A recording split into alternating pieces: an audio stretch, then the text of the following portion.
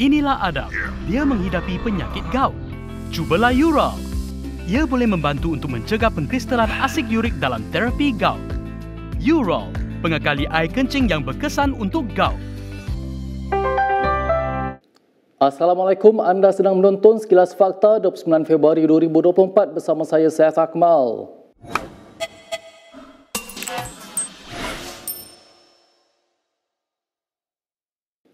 Sultan Selangor Sultan Sharafuddin Idris Shah hari ini menzahirkan rasa amat duka cita dengan kenyataan Presiden PAS Abdul Hadi Awang.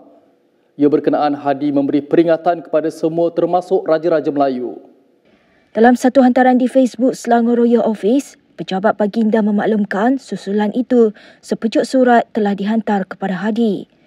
Antara intipati surat berkenaan yang dimuat naik di Facebook, baginda menyifatkan pemimpin PAS itu tidak membaca secara menyeluruh titah ucapan baginda semasa mesyuarat MKI pada 15 Februari lalu. Titah baginda kenyataan Hadi bukan sahaja mengelirukan, malah boleh membawa kegelisahan yang menjurus kepada perpecahan kepada perpaduan orang Melayu di negara ini.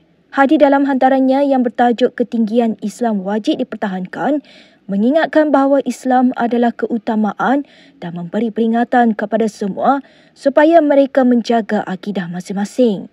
Sebelum ini, Sultan Sharafuddin yang juga pengerusi Majlis Kebangsaan bagi Hal Ehwal Agama Islam MKI menggesa semua pihak agar menghormati keputusan mahkamah susulan keputusan membatalkan 16 peruntukan enakmen jenayah syariah Kelantan.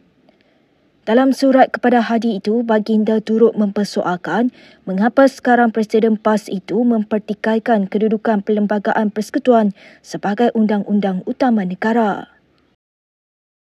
Ketua Pemuda UMNO Dr. Akmal Saleh mendesak supaya Perdana Menteri memecat Menteri Pelancongan Tiong King Sing.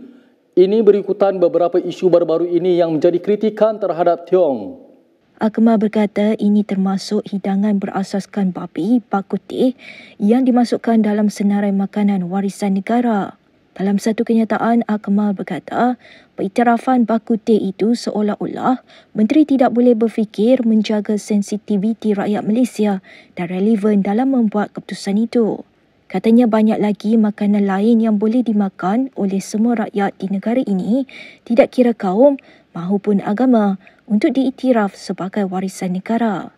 Selain itu, gesaan Akmal turut berkaitan isu penurunan pangkat Ketua Pengarah Lembaga Penggalakan Pelancongan Malaysia Tourism Malaysia, Ammar Abdul Ghaffar.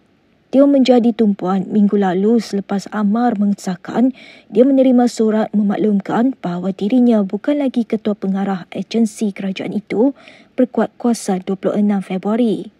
Dia kemudian menjelaskan Ammar diturunkan pangkat sebagai timbalan Ketua Pengarah kerana tidak dapat melaksanakan tugas yang diberikan untuk menarik pelancong ke negara ini. Berita seterusnya, Perdana Menteri Anwar Ibrahim menyela tindakan pembangkang yang didakwa membisu sehingga kini. Kata Anwar, pembangkang tidak menyatakan sokongan terhadap SPRM menyiasat golongan maha kaya. So lihat di parlimen dalam hari ini, so lihat ada yang masalah menggelupur, marah terus. Saya pun tak faham. Marah, benci. Dan tidak ada satu suara kalau di kalangan pembangkang yang nak menyokong langkah pemberantasan rasuah. Bagi saya aneh.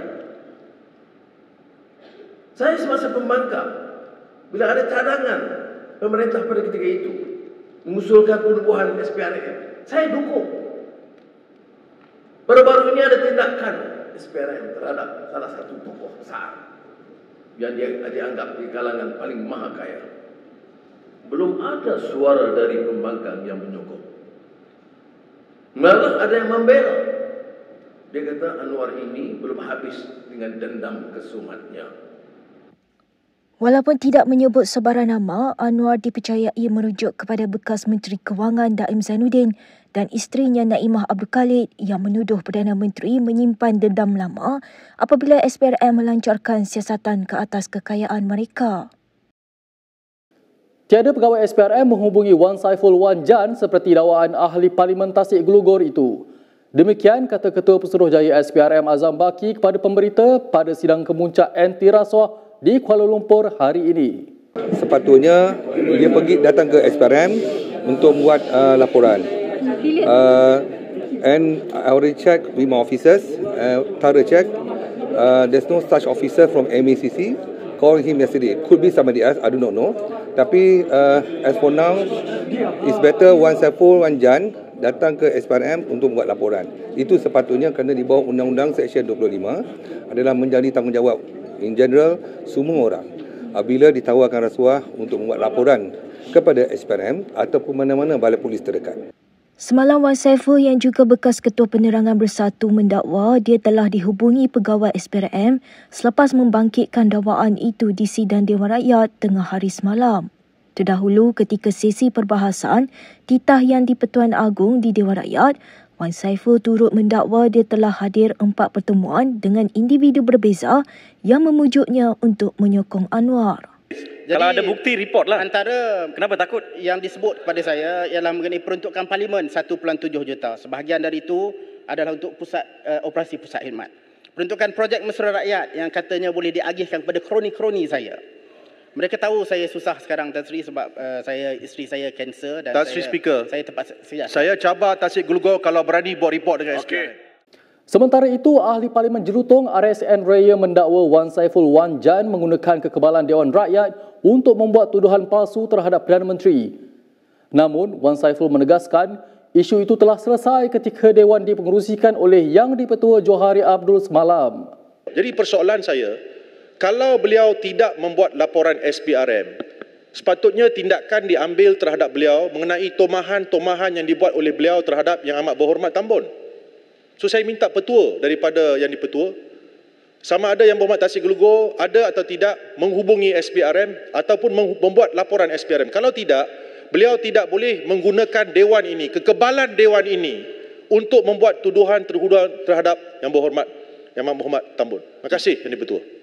Saya rasa Jelutong cuba memfitnah saya dan bawa niat jahat kepada saya Yang di-Pertua.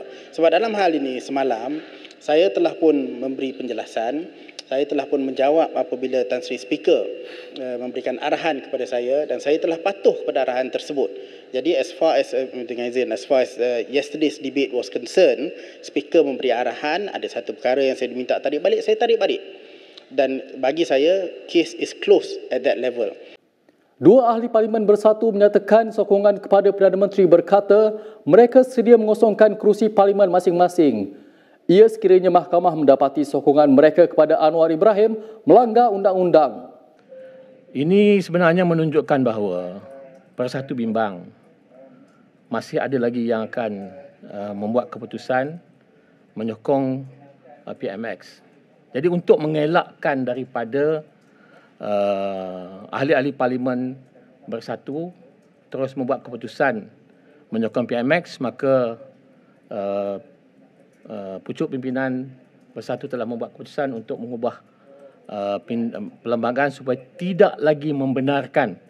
Sebab sebelum ni dia tak mention kalau berikan sokongan kepada yang lain selain daripada Bersatu gugur kelayakan. Jadi bagi kami yang telah memberikan sokongan, kita tengok apa akan berlaku dalam pindaan tersebut, dan kalau dibawa ke mahkamah kita akan challenge lah. Kalau berlaku secara retrospektif, sudah bersedia untuk tarik balik sokongan kepada PMX. Sokongan yang kita berikan dah muktamad. Maknanya apa pun berlaku, kita tetap memberikan sokongan kepada Yang Amat PMX. So maksudnya Datuk bersedia untuk mengosongkan seat kalau perkara pindaan itu secara retrospektif. Kalau itu berlaku, kita bersedia. Mereka berkata demikian ketika mengulas keputusan pucuk pimpinan Bersatu untuk mengambil tindakan undang-undang bagi membolehkan sesebuah kerusi itu diisytiharkan kosong jika wakil rakyat mereka berpaling dadah. Sementara itu, Ahli Parlimen Bukit Gantang Syed Abu Husin Hafiz, Syed Abdul Fasal, berkata dia memberikan sokongan kepada Anwar tanpa sebarang habuan. Jadi, kami ingin menegaskan bahawa janganlah menggunakan Parlimen sebagai tempat untuk melangsungkan politik yang tidak ada asasnya. Cukuplah, sebagaimana yang telah dititah oleh Yang di-Pertuan Agong juga, janganlah berpolitik menggunakan Parlimen Parlimen adalah tempat untuk kita berbincang, melihat bagaimana kita dapat membantu semua sekali, membantu membangunkan negara dalam suasana yang payah ini. Kita ke pengembangan seterusnya. Ahli Parlimen Bersatu Azman Nasruddin hari ini memohon maaf kepada Yang di-Pertuan Agong Sultan Ibrahim. Ini selepas beliau tersalah menyebut nama baginda semasa perbahasannya semalam di Dewan Rakyat. Terlebih dahulu saya ingin memohon keampunan dan kemaafan kepada Kebawah Duli Yang Maha Mulia Seri Paduka Baginda Yang di-Pertuan Agong atas kekhilafan dan kesilapan saya semasa menyampaikan ucapan saya petang semalam kerana telah menyebut Kebawah Duli Maha Mulia Sultan Iskandar Ibni Sultan Ibrahim. Sepatutnya Kebawah Duli Maha Mulia Sultan Ibrahim Ibni Almarhum Sultan Iskandar. Saya berikrar kekhilafan seperti ini tidak akan berulang lagi di masa hadapan. Ampun Tuanku, terima kasih Tan Sri Speaker. Terdahulu Yang di-Pertua Dewan Rakyat Johari Abdul memanggil Azman untuk berdiri memohon maaf kepada Sultan Ibrahim. Pada semalam 28 hari bulan Februari 2024, semasa berucap YB Padang Serai telah salah menyebut nama Tuanku Duli Yang Maha Mulia Seri Paduka Baginda Yang di-Pertuan Agong. Kesalahan ini amat serius YB, amat serius. Sebab ianya diucapkan dalam Dewan. Berikut beberapa lagi ringkasan berita untuk hari ini.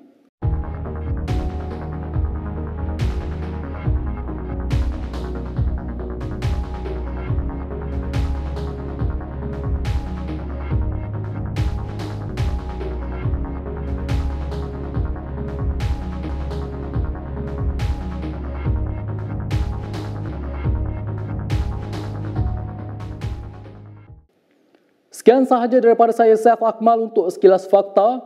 Untuk lebih banyak berita, anda boleh melayari kinitv.com. Anda juga boleh mengikuti kami di Instagram, Twitter, YouTube dan Facebook. Salam hormat dan jumpa lagi.